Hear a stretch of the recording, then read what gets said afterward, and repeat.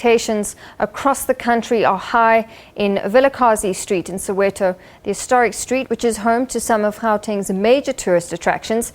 It's the only street in the world that's produced two Nobel Peace Laureates. Both Nelson Mandela and Archbishop Emeritus Desmond Tutu used to live in Vilakazi Street. Our reporter Tumaole Mohlaoli is there and joins us now live. Tumaole, good afternoon to you. You're at a famous landmark where people's expectations have weighed heavily in light of recent historic times in our country. So the question is, what are the expectations coming from Vilakazi Street for today?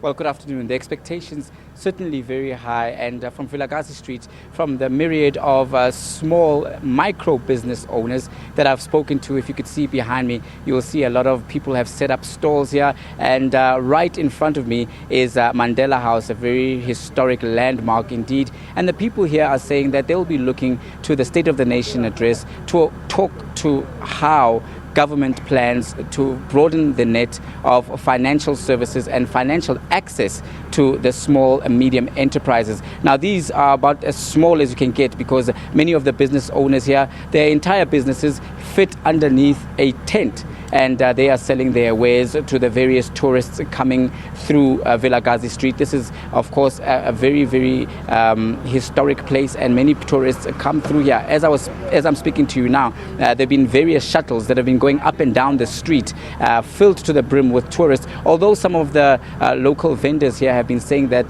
tourism numbers in terms of traffic, foot traffic, have decreased quite significantly in the past year or so, they are still glad to see the euros, the pounds and the dollars that go past here as the tourists inspect their wares and, of course, participate in the economy, in building the local economy by buying from them. So this is what many of the people here are saying. They are looking to the State of the Nation address to talk to the issue of economy and jobs. I spoke to a couple of young people. Many of them are sort of ad hoc performers here on the street, dancing and trying to entertain the tourists to try and earn a living as well for themselves. And they're saying they're looking to the president today to address exactly what will be done to try and include the youth into the mainstream economy. Many people might assume that because Vilakazi Street is such a tourist destination, and of course there's a litany of businesses here, including very high-profile restaurants where a lot of celebrities and a lot of the who's who in South Africa and international tourists rub shoulders.